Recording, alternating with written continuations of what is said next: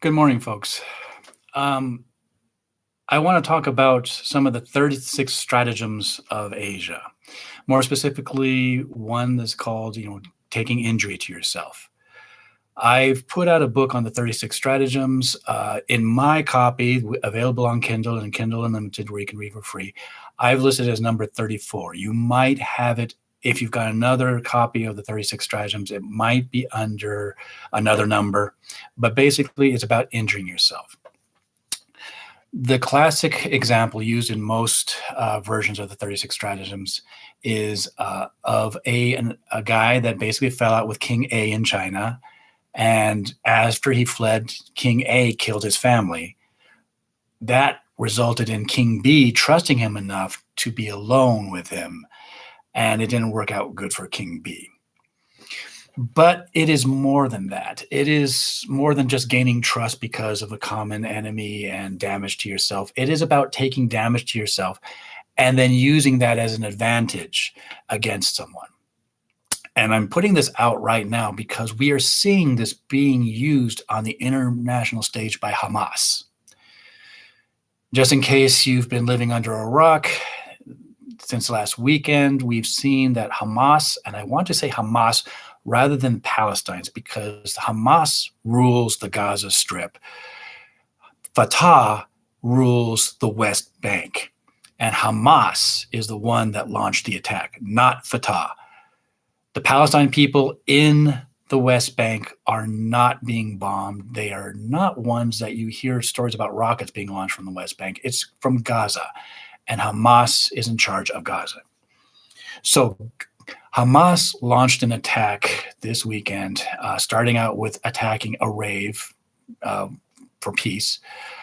And it's probably about 300 young adults that were just there to party of dead. I mean, there was 260 bodies they found so far. Last I heard, they haven't found all the bodies. And then there's hostages that were taken back to Gaza being threatened to be killed. Some of the settlements around the area have been attacked, civilians killed, women raped. They went into a daycare center, cut the heads off at least 40 babies. Yeah, they went in, they saw the babies and said, hey, let's cut that baby's head off.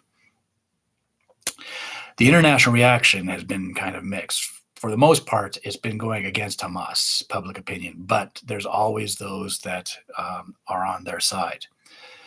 And this is where the strategy of taking damage has happened. Omar of the squad put out a statement against the war, but didn't denounce anything Hamas did. Didn't really talk about the babies. Well, on the Israeli side, but she did talk about how the people of Palestine, do not have bomb shelters. They do not have the Iron Dome that Israel has. At this point, you should be asking yourself, why not? Hamas has been being sent money, supposedly to take care of their people, and instead that's been used to build enough rockets to send into Israel and overwhelm the Iron Dome defenses. They've got that type of money. They can't build bomb shelters. It's a century-plus old technology. We've known about bombs since World War I. And yet they have not been building any type of defenses for their civilians. If you look at some of the footage out there, I mean, I saw an NBC clip and they were talking about how they mentioned atrocities in Israel, reported atrocities in Israel. Then they showed film footage of people coming out of a destroyed building that Israel bombed in response. There's kind of a sense of equivalency that, yes, well, there were things done on this side, but there are also things done on this side too. So, yeah, Hamas can build weapons. They can kill, they can launch an attack, but they can't protect their civilians, supposedly. You have to ask, well, what advantage are they getting from this? Again, in the international stage, it's been mixed. One of my friends on Facebook was talking about how his country, I believe it was Sweden, sent money to Palestine for relief. And he made a comment, don't they have enough money to buy missiles? And of course, how much of that relief money is going to be diverted to the leaders of Hamas? And make no mistake, the leaders of Hamas are living high on the hog. And if you happen to wonder where they are right now, well, There's talks about peace talks going on right now between Israel and Hamas. Some say that Hamas is calling for peace talks. They want peace, but Israeli is saying, no, we're not going to do it. One thing that I'm pretty certain of, because of filmage, is that the leadership of Hamas and their families are not in the Gaza Strip. They're in Qatar asking for peace talks. Being the cynic that I am, and experienced as I am, I rather suspect that any peace talks will not basically involve Hamas laying down their arms and stopping these types of strikes. It'll be a temporary ceasefire to bury their dead and all of these things being done to them. So I think you can see what I'm talking about taking damage. By not building bomb shelters, letting their civilians get killed, Hamas has got an advantage. They are being sent money, and I am certain that money is being siphoned off of the relief funds. And sympathy is being given to them by some people, even in the West, even more so in the Middle East. I want to point something out. Sometimes if you've got Facebook, certain things will come across your feed, suggested to you or shared by friends, of things like an Israeli mother crying at news that her daughter had been gang raped and killed. You probably have a few thousand reactions to it, likes, angry, sad, but you'll notice that some of them are the laughing face. People are hitting laugh when they see this tragedy. Go ahead and hover over that image and you'll start to see some of the names of the people that are, laughing at these horrific images coming out. You're going to see names like Muhammad and names in Arabic and names like Hussein. Yeah, it does seem that, the use of these images of bombed out buildings in Gaza are gaining traction in the Middle East and to a lesser extent in the West and the First World. Quite simply put, the more civilians killed and the more images of those civilians in Gaza being killed are on the news, the more powerful Hamas gets. I'm not just talking about, again,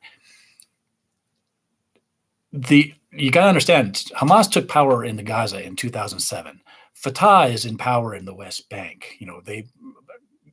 Hamas basically kicked Fatah completely out of Gaza. So they really haven't had an election since then, but there is a lot of support among the Gazan people for Hamas and what they're doing.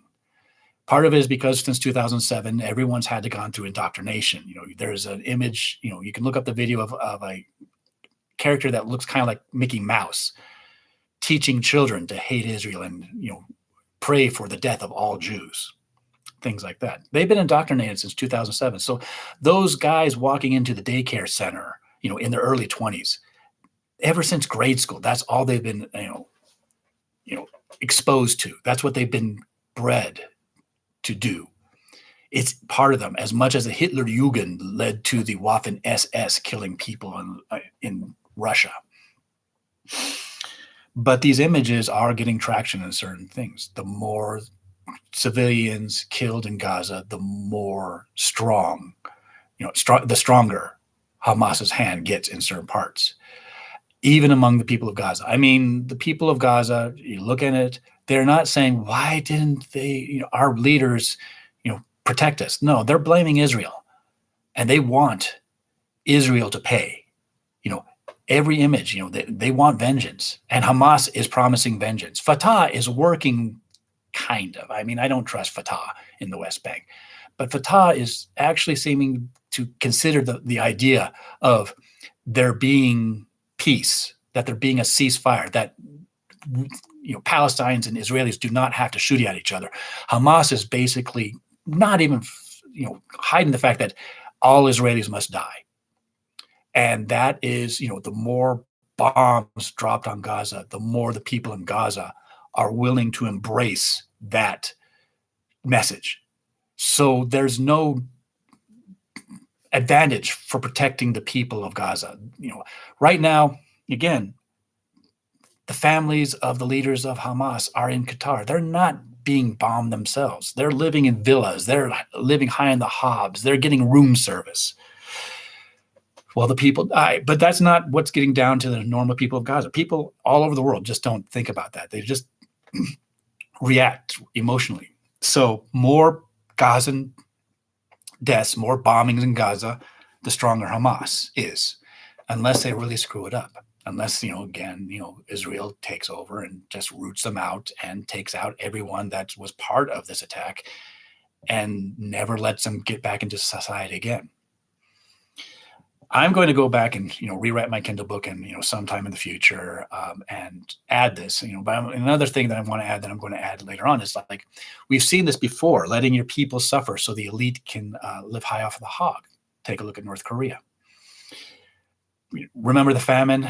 People sending money, and food to the people of North Korea because they were in bad shape. But we know that Kim Il Sung and his upper elites were living high off the hog. They're setting out for Hennessy. And they're living the highlight. The more the people suffered, the more food and money came to them. This allowed the money being sent to be diverted to the nuclear program. This allowed land that would normally be used to grow food to be grown more illicit commercial crops. Drug trade can be sold in the black market. And as a result, now we can see, Kim Il-sung had enough money to build his bombs. The more his people suffered, the more money was sent him to try to save those people. And of course, when you're talking about sociopaths in charge, they don't. They keep the money coming. And this is, and another example, less heinous, less horrifying, it can be seen in local governments. Most of the people living in the United States probably have the lottery in their state. Okay. And the reason was that it needs to be done to help out education. Education was starving. Education was underfunded. Well, we've had the lottery and we've had all sorts of, taxes and bonds and all these stuff. And education never seems to gain any traction. Part of it is because, again, governments spend money stupidly. That's just a fact. But if you've got a general fund, and let's say that, there's 100 ducats, you've got 100 ducats to spend and 10 is to education. Well, if you say, oh, we don't have enough money, but 10 ducats is not enough, let's raise some taxes, a special tax for education, earmarked for education. You can't use it any place else other than education. Great, that raises 7 ducats. Well, if you just take 3 ducats out of the general fund, add it to the 7 ducats, you've got the same amount of ducats being spent for education. And then what do you do with the 7 ducats that you had? Well, you could use it however you want. And so now we're looking at, again, every election, we've got an election coming up. And again, on the ballot, there is something to help save education because they don't have enough money. It is in the local politicians' best interests to keep education or whatever, police, fire, whatever, underfunded from the general fund in order to free up that money from people voting for special taxes, special bonds, and all that to save these underfunded but popular programs. That's what we're seeing in the world. Again, I'm trying to get my podcast out, gain enough so that I've got, I can go a week or two and just put up one of the spare ones that I've got, get on different platforms. But right now, this thing in the Middle East is going on, and you can watch it as it happens. So I wanted to get this out. If you want to read more, first of all, again, there's my Kindle book on the stratagems himself. I originally put it out as part of my newsletter, which I still have, but I expanded it, put it on Kindle. I updated it from now. You can read it for free on Kindle Unlimited. There are free trials if you don't. If you want to print out copy, I've got a binder. I could probably do something, but that's not too important. Again, I've already talked about the 34th strategy. One book that I do recommend that you read to get an insight into Hamas and what's going on is a book called Son of Hamas by Mossab Hassan Youssef. I hope I didn't destroy that. If you don't have money to buy books, and well, if I bought every book that I read, I wouldn't have space and I'd be broke. Already am to a certain extent. But my library, I just checked, they've got a physical copy of the book. They've got an ebook that you can borrow for 3 weeks. And they've also got CD discs. Some places probably also have audio discs, e-audio that you can download, listen to while you drive or do dishes or something like that. I highly recommend the book. It is insightful. The title comes from the fact that the guy that wrote it was the son of supposedly one of the founders of Hamas, a very respected person among the Palestine people, but he wasn't really in charge. He wasn't really part of it. He was a figurehead used by a bunch of sociopaths. And he goes into details of why this guy, who is, again, he was raised by a very prominent Palestine figure, politician and champion for the Gazan people, but ended up working for the Israelis after what he saw. So yes, I really recommend you check out that book, listen to it, read it, whatever. We're seeing things happen on the stage. People are thinking that, okay, so, Hamas really stepped on their dangly. But if you take a close look, if you keep your eyes open and watch for the stratagems, you're going to see it happen. It is resonating in certain parts of the world and the important parts. Even in the United States, Black Lives Matter, one of their chapters put out a part saying that they basically support completely what's going on, and they want more of it happening here in the United States. Yeah. Not saying that there's any good answers or good endings for this, just the least bad. Good day, folks. Stay safe.